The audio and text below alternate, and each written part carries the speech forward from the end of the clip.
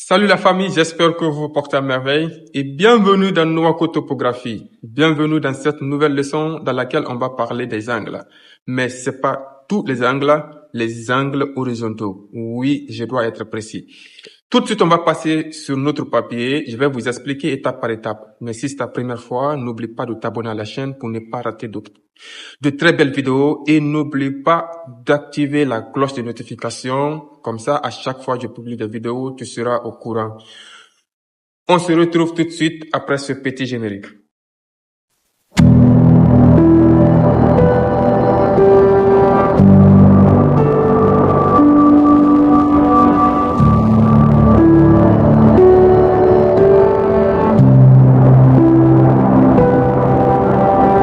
Ici, j'aimerais commencer par un croquis explicatif. Un croquis explicatif. Nous avons par exemple 3 points. Le point A, le point B et le point C. Le point C est considéré ici comme le point de station. On nous dit de déterminer l'angle à l'intérieur qui est là, qui est inconnu.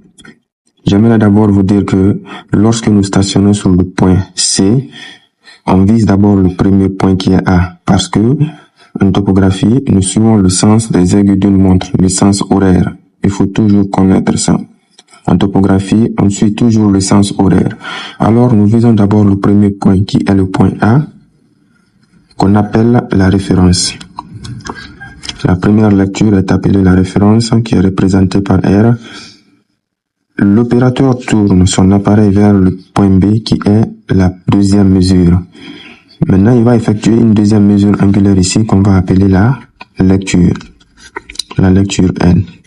Maintenant, si l'opérateur est sur le terrain, il y a 3 situations, il y a 3 cas dont il ne peut jamais s'échapper. Je vais vous citer tout de suite ces 3 cas. Nous avons les 3 cas ici. Le premier cas, c'est lorsque la lecture est supérieure à la référence. Deuxième cas, c'est lorsque la lecture est inférieure à la référence. Et troisième cas, c'est lorsque R est égal à 0 grade. Je vais vous expliquer tous ces cas étape par étape. On va commencer par le premier cas, lorsque la lecture est supérieure à R. Je vais t'expliquer à partir d'un croquis. C, A, B.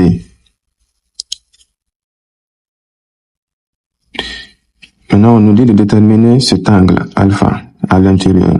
C est le point de station. Maintenant, nous visons le premier point qui est le point A. On enregistre une valeur de 40 grades. Et on tourne l'appareil vers le point B qui est la deuxième mesure. On enregistre une valeur de 140 grades.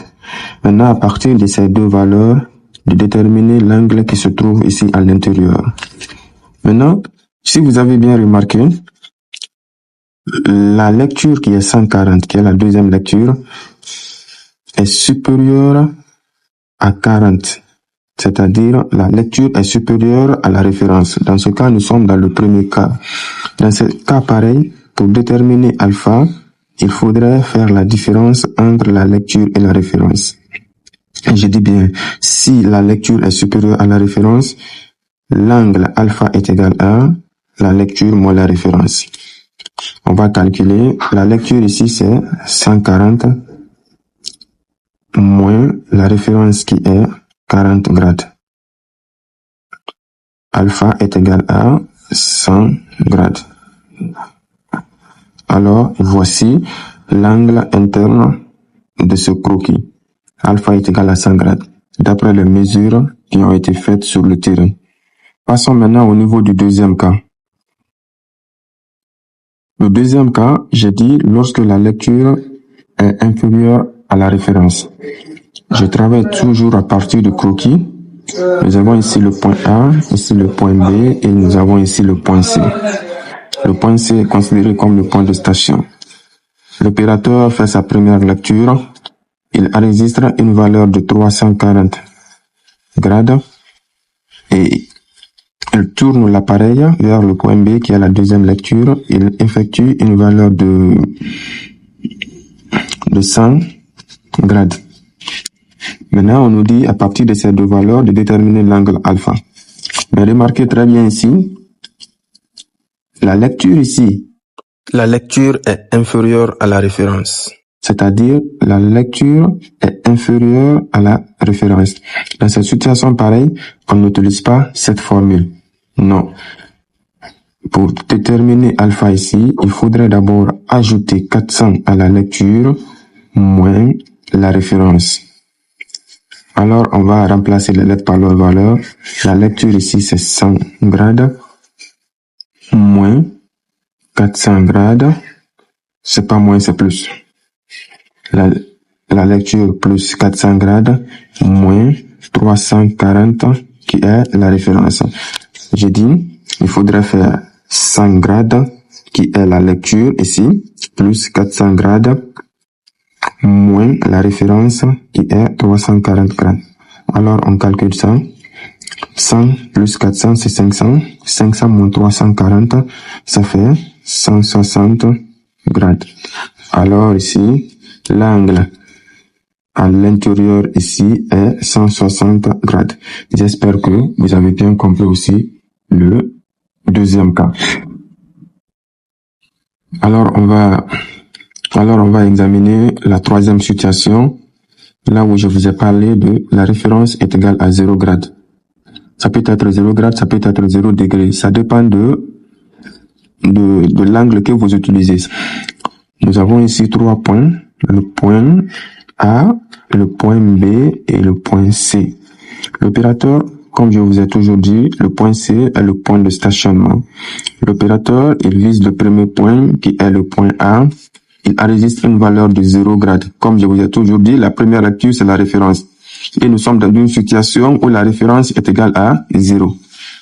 N'oubliez pas ça. Et il tourne l'appareil vers le deuxième point et effectue une valeur de 120 grades qui est la lecture. Si vous avez bien remarqué ici, la lecture est égale à 120 grades et la référence est égale à 0. On nous dit ici de déterminer l'angle interne qui est là. C'est le cas le plus facile. J'aimerais vous dire que si la référence est égale à 0, l'angle alpha est égal à L. Ne vous fatiguez même pas. Si la référence est égale à 0, l'angle alpha est égal à L. Ici, L c'est ça. Cela veut dire que alpha est égal à... J'espère que vous avez bien compris. Alors, si vous avez bien compris l'explication, j'ai un exercice pour vous. Traitez-moi et je veux voir la réponse en commentaire. Mettez la réponse en commentaire. J'espère que vous avez bien aimé la vidéo. Alors, n'oubliez pas de vous abonner à la chaîne et plus de partage dans les différents groupes de topographie. Merci, on se reprend à la vidéo prochaine. C'était Nowaco Topographie.